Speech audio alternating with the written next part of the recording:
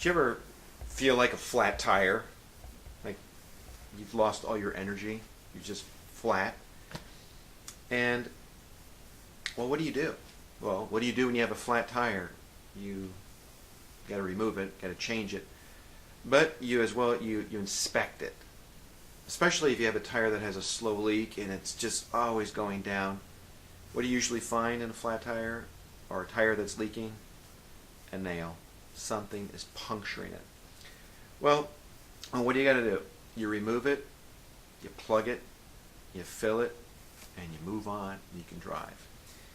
Now, in our spiritual life, we can often experience a flatness. We're just flat. We're not getting anywhere in our spiritual life. And we've tried and tried and tried, but it seems like we're not making any progress. And I would argue that it's not so much we haven't made progress. I would argue that our desires are not in the right place. We don't have the right desires. Now, how do you know which desires you have? Well, you can look at what you're doing. What are the things that you're doing that are not in line with your walk with the Lord?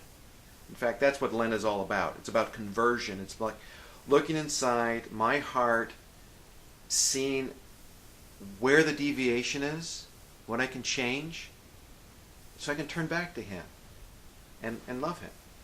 Now, it's important to find out, therefore, what are the root causes of those desires. And therefore, what's important is self-knowledge. Do you know yourself? Why do you like those things that are not for you, that don't make you like Christ? And there's a very good book you ought to get. It's called Christian Self-Mastery by Father Basil Maturin. An excellent book on how to change our desires by changing the way we think. How do I think? What are my thoughts? And those thoughts are important because those thoughts produce desires in my heart. And then those desires produce what? Those desires produce actions.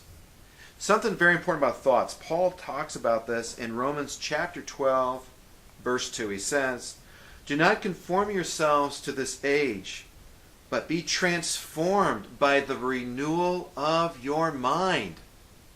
And therefore, the renewal of our mind, we fill our mind with the things that belong to God. And one way to do that, obviously, Scripture. Read Scripture, especially the Gospels. And there we understand who Jesus Christ is.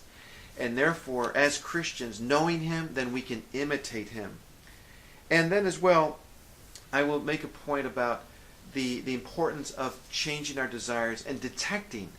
There's a great Ignatian exercise that's called the discernment of spirits. In the sense, where are my desires right now? Are they leading me to God?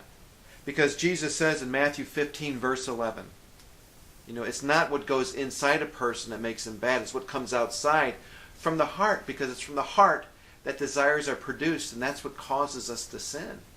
Or for that matter, causes us to have great merit before God because our desires are in conformity with God's will. So we're going to be entering the third week of Lent tomorrow. We still got more time for conversion. So I encourage you to strive to work on your desires by changing your thoughts, that your thoughts are in conformity with God's will.